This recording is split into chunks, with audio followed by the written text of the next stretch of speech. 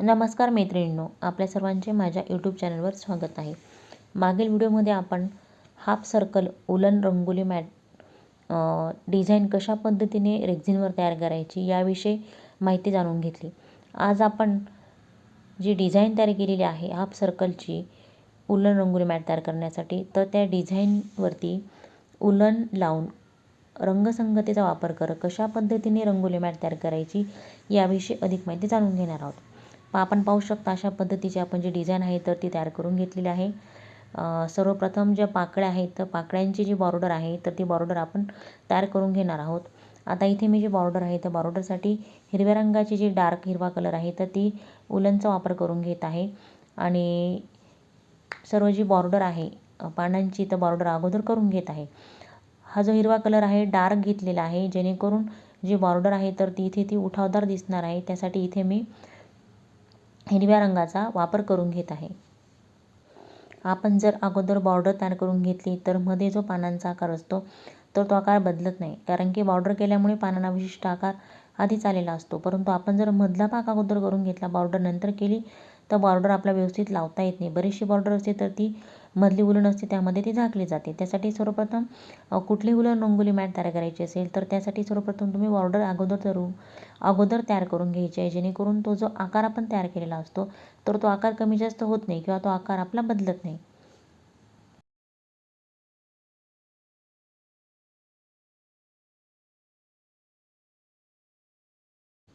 अशा पद्धतीने आपण पानांची जी आउटलाईन आहे बॉर्डर आहे तर ती बॉर्डर हिरव्या रंगाच्या उलने करून घेतलेली आहे.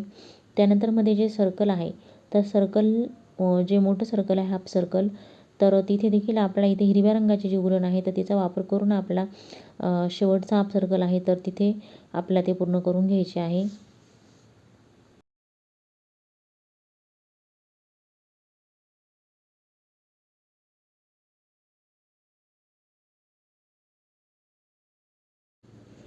आपण इथे बॉर्डर केल्यानंतर आता मध्ये ज्या पाकळ्या आहेत तर पाकळ्यांसाठी मध्ये आपल्याला मी गुलाबी कलरचा वापर करत आहे, जेणेकरून गुलाबी रंग इथे डार्क शेजारी उठावदार दिसणार आहे. तर मी मध्ये जे पाकळ्या आहे सर्व पाकळ्या ह्या डार्क राणी कलर आहे, तर डार्क राणी कलरने त्या पाकळ्या आहे तर मी उलन चिपकून घेत आहे.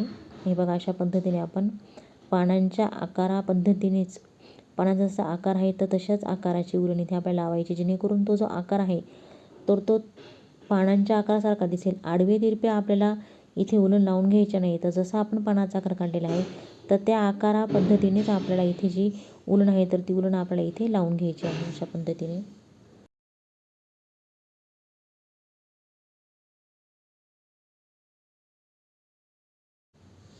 आपण पाहू शकता इथे राणी कलर किती उठावदार दिसत आहे. अशा पद्धतीने आपण 5 ज्या पाकळ्या आहेत तर त्या पाकळ्या अशा पद्धतीने राणी कलरने चिपकून घेतलेल्या आहे. अतिशय आकर्षक असे दिसत आहे.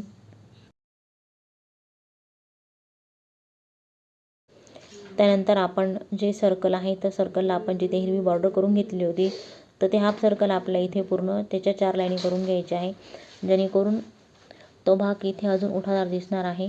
सर्व जे भाग आपण काढलेले आहेत, सर्व जे भाग आपण काढून घेतलेले आहेत तर त्याच्यामध्ये तुम्ही ज्या उलन लावणार आहात तर तिचे सर्व ठिकाणी सारखेच भाग घ्या. एखाद्या भागामध्ये तुम्ही 4 लाईनी घेत असणार तर तिथे सर्व बाजूनी 4च लाईनी घ्या, जेणेकरून तो आकार कमी जास्त तिथे होणार नाही. इथे आपण अशा पद्धतीने हिरवा जो रंग आहे तर ते सर्कल आपण पूर्ण करून घेतलेलं आहे. हिरव्या शेजारी आपल्याला थोडा उठावदार रंग घ्यायचा आहे.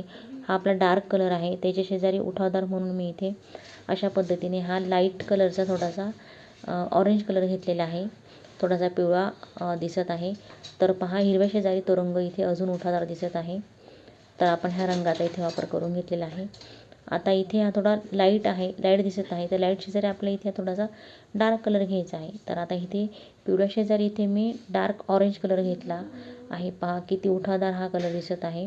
लाईट शेजारी डार्क शेजारी लाईट असे जर कलर तुम्ही वापरले तर नक्कीच ती जी मॅट आहे ते इथे ती आकर्षक अशी मैत्रिणींनो, व्हिडिओ आवडल्यास लाईक, शेअर व सबस्क्राईब करायला विसरू नका. धन्यवाद.